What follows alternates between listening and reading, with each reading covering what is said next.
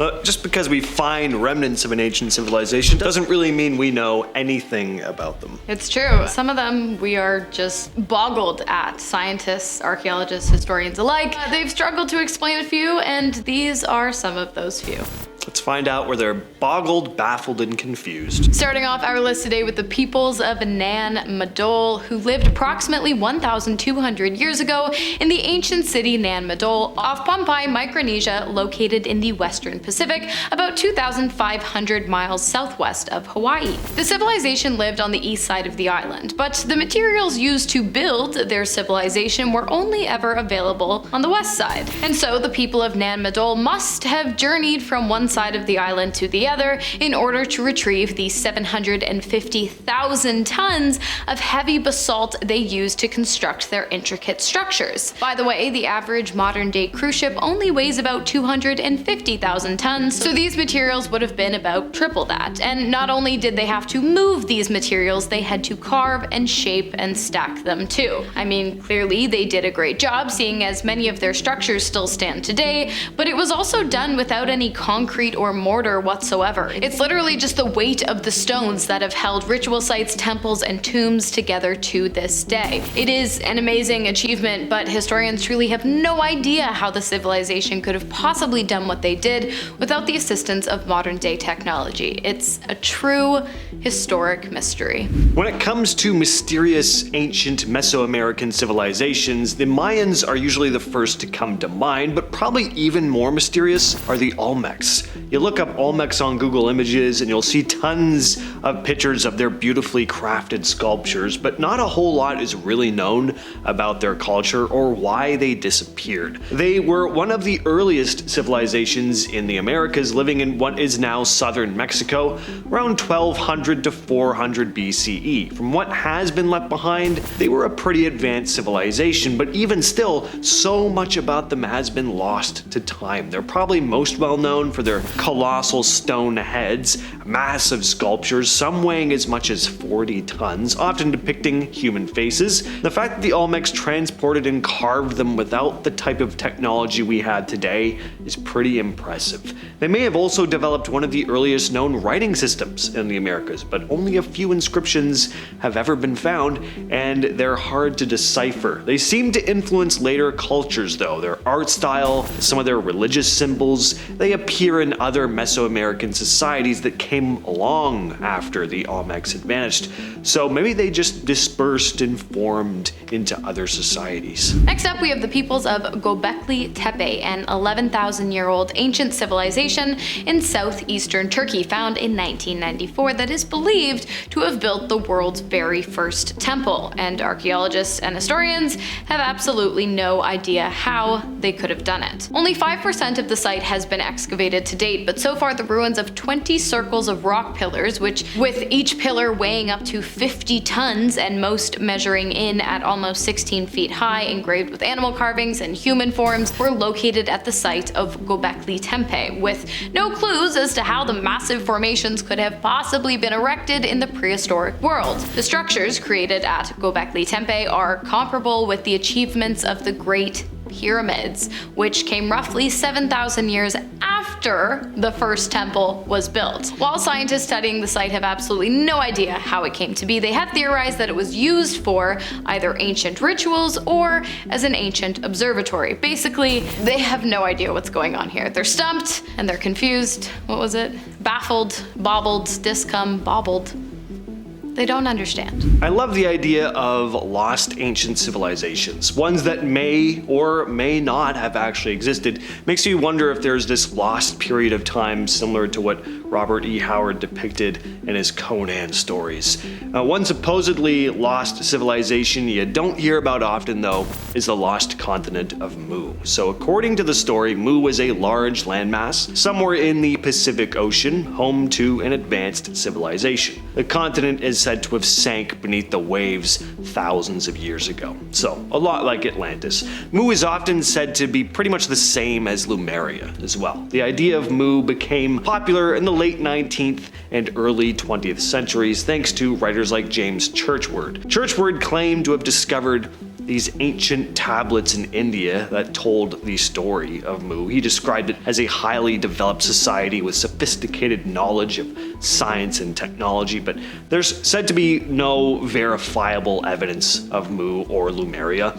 The idea that an entire continent would just sink like that in such a short amount of time is just not really how it works. The land may break apart and drift over time, but it wouldn't just vanish without a trace. Still though, there could be a grain of truth behind the legend and others like it. Stories of Mu might be based on real events that have just been misinterpreted over time or embellished. Could be referring to smaller islands that were submerged, for example. Next up, we have the Kofun Tombs, 16,000 ancient tombs, the largest of which is over 1,000 feet wide and 1,600 feet long, which is twice as long as the largest tomb in the Great Pyramid of Giza. The Kofun Tombs are located in Japan. They are tightly sealed, and for some reason, they also look like a giant keyhole. Historians assume that the Kofun Tombs were built for the 16th Emperor of Japan, Emperor Nintoku, who supposedly died in 399 AD at the age of 109. But since they have yet to excavate the sacred site, there is really no way to know for sure. Right now, it's really just one big mystery, and it's looking like it might stay that way, unfortunately, or fortunately, because the grounds are classified as a sacred religious area. Trying to enter them is illegal, and trying to dig them up would surely land you at least 1 or 2 years behind bars. I think we should maybe just let this one rest and remain a mystery. Sometimes it's nice to wonder.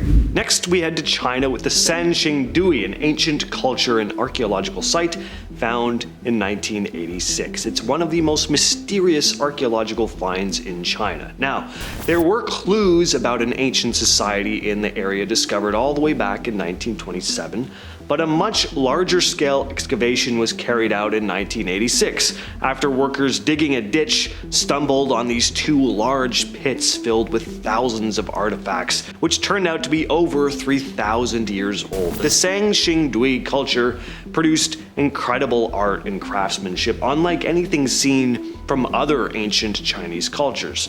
Included in the artifacts were bronze masks, gold and jade items, and intricate statues. One of the biggest mysteries of Sanxingdui is why the civilization suddenly vanished. The artifacts seem to hint that they were a highly developed society, but there aren't any written records or any clear explanations for why they would have disappeared.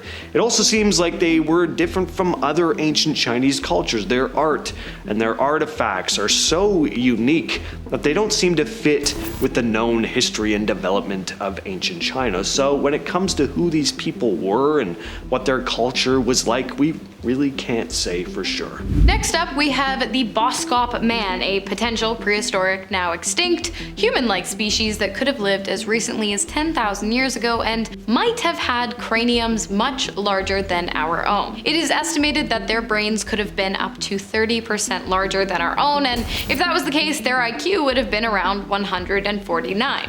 The average IQ in America is 98. However, the increased intelligence would, of course, depend on where the Boskop Man carried the majority of their brain mass, as intelligence increase generally happens in the prefrontal cortex of the brain, which is largely responsible for our highest cognitive functions like decision-making, memory, and self-awareness. With that being said, perhaps their frontal cortices were so big that they became so self-aware they ended up enlightened and eventually decided to become one with the universe. This, of course, is all scientific speculation, seeing as the only evidence of the peoples are partial skull fragments, but many scientists seem to believe the theory, so personally, I'm on board with the highly intelligent prehistoric men that probably would have beat me in a game of chess, but I think anyone would.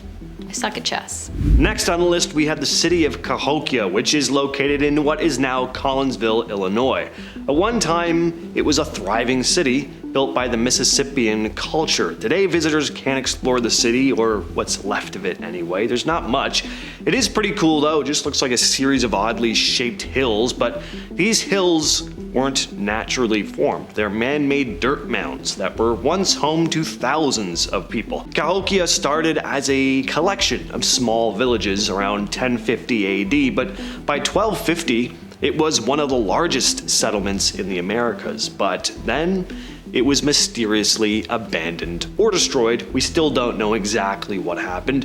There are no written records from that time, and there wasn't a whole lot of archaeological evidence left behind. Next up, we have my favorite. I don't care if you don't care about it. It's Atlantis, the peoples of Atlantis. And before you run to the comments to tell me you don't believe it or you've heard it before, sit back, relax, and listen to some evidence you might have not heard before. Did you know that there are actually records of Atlantis written by the ancient Greek philosopher Plato, who described the city being located just outside the Strait of Gibraltar? For centuries, people thought that Plato was off his rocker. Many people still do. But what many people don't know is that while everyone is out searching for the lost city in the deep ocean, it might have already been found. In space. Well, it was discovered from space, and it's located in Mauritania, Africa. In 1965, the Richat structure, a deeply eroded dominal structure, was discovered by 2 astronauts while flying over Africa. While the area is barren and dry today, evidence suggests that at one time, the entire structure was submerged completely underwater. Sound familiar? Could this truly be the lost city of Atlantis, or is it still just out there waiting to be found? Or if you think it doesn't exist, you're wrong. And finally, we have what are known as the Big Circles, mysterious structures found in a number of locations across the Middle East. The massive circular shapes are only visible from above, and they're made of stone walls or small stone mounds. They've been spotted in different locations in the region, mainly in Jordan and Syria. But what were they built for? Nobody really knows. One of the strangest aspects of the Big Circles is their age, which is hard to even figure out without any artifacts connected with them or any written records. Archaeologists have found it tough to date these structures accurately, leading to a lot of debates about their origins and even the cultures that might have created them. Lots of theories have come about in the attempt to unravel the purpose of the circles. Some researchers have said that the circles served as burial sites. Others speculate that they may have been used to house animals, but the walls aren't really high enough for that, most of them only having been built a few feet high. Of course, we have a bit of a similarity here to crop circles, and hey, we all know the conspiracies surrounding them, so I find this one kind of cool. Well, we hope we've shed some light on the mysteries behind these places. But not too much, because then they wouldn't be mysteries. Exactly. Yeah. It's always cooler when things are a little bit unknown. Yeah, the air of mystery. All right. In terms of mysteries, it's not a mystery where it will be in the near future. We'll be right back here talking to you. So Very true. we'll talk to you next time. Next time.